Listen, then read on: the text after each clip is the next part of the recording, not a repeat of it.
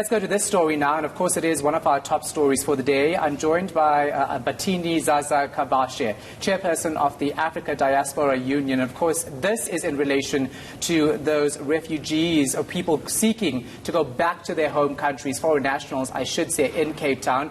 If you did miss this story today while you were at work, let's see how things unfolded, and then we'll start talking.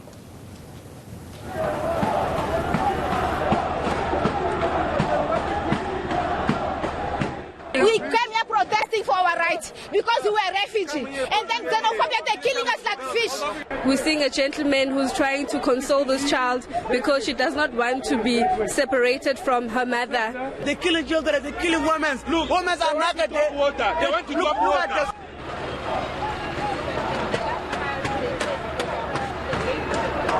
The police, they come. We are surprised they tell all the business people to close their business, to beat us, to hit us.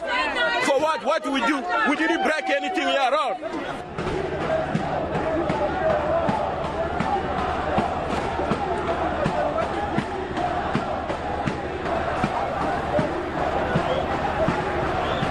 Since in 2008, there was doing xenophobia, there was killing people. I never seen the court, one of South Africa guy pass in court because he killed foreigner. We never saw it. It must be difficult for you to watch that. Give us your thoughts.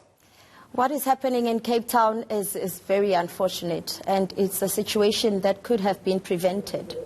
It is really heartbreaking, and there is a lot that needs to be done to address these issues, and it is readily available already.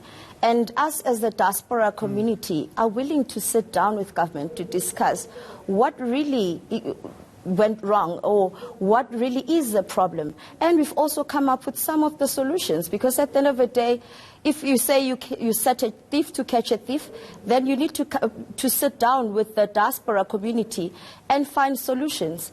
What really is happening today wasn't supposed to get even to the media. It's something that could have been resolved. Now, these people actually are outside the UN's offices. They're saying they want flights back to their home countries because they don't feel safe in South Africa. It might be too late to convince them, given that they feel victimized in this country. What can you do as an organization to facilitate them actually going back home? What we need to remember is that as of the Act, a country can host a refugee or an asylum seeker until that person is back on their feet, in which then they need to be assisted to be sent back home. And let us not forget that countries contribute to the United Nations Relief Fund, which that fund is there and available for countries to tap into when there is a crisis like this.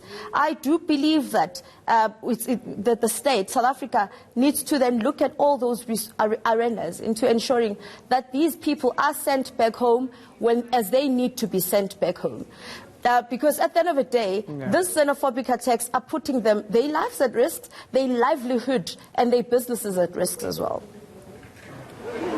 So the South African government, changed its tune somewhat, not really calling this xenophobic attacks when we saw it a couple of months ago.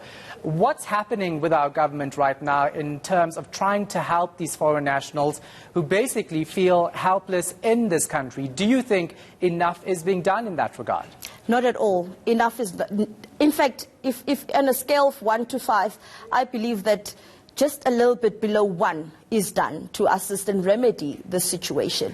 The African Diaspora Union is ready to sit with government and actually discuss solutions, because we have been speaking about xenophobic attacks. We have been speaking about all of this. Right now it's time that we put action.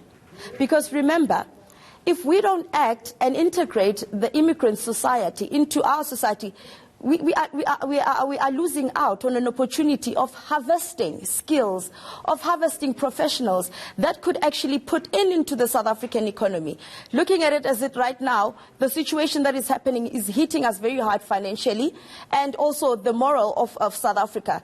The international community out there doesn't see us as people who have humanity. All right, thank you so much for your time and your insight. We do appreciate it. That is Batini Gebashe, of course, from the African Diaspora Union.